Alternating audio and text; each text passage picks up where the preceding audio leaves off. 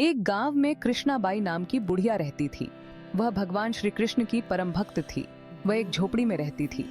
कृष्णाबाई का वास्तविक नाम सुखिया था, पर कृष्ण भक्ति के कारण इनका नाम गांव वालों ने कृष्णाबाई रख दिया। घर घर में झाड़ू पोछा, बर्तन और खाना बनाना ही इनका काम था।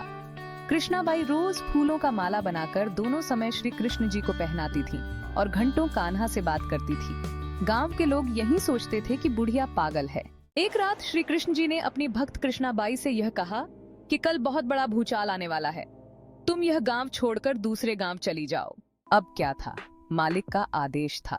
कृष्णाबाई ने अपना सामान इकट्ठा करना शुरू किया और गांव वालों को बताया कि कल सपने में कान्हा आए थे और कहे कि बहुत प्रलय होगा, पास के गांव में चली जा। अब लोग कहाँ उस बूढ़ी पागल का बात मानने वाले, जो सुनता वहीं जोर जोर ठहाके लगाता।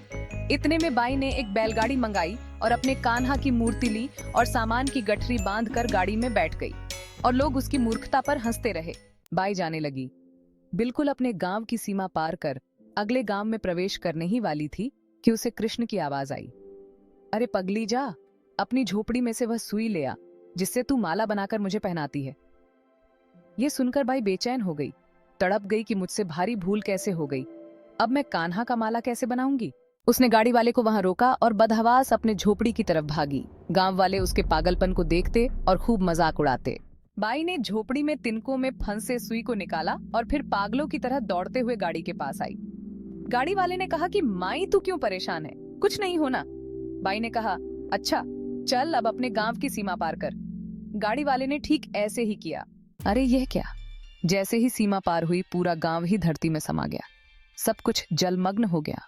गाड़ी वाला भी अटूट कृष्ण भक्त था। यनकेन प्रकीर्ण भगवान ने उसकी भी रक्षा करने में कोई विलंब नहीं किया। इस कथा से हमें यह शिक्षा मिलती है कि प्रभु जब अपने भक्त की मात्र एक सुई तक की इतनी चिंता करते हैं, तो वह भक्त की रक्षा के लिए कितना चिंतित होते होंगे। जब तक उस भक्त की एक सुई उस गांव में थी, पूरा गांव बचा था।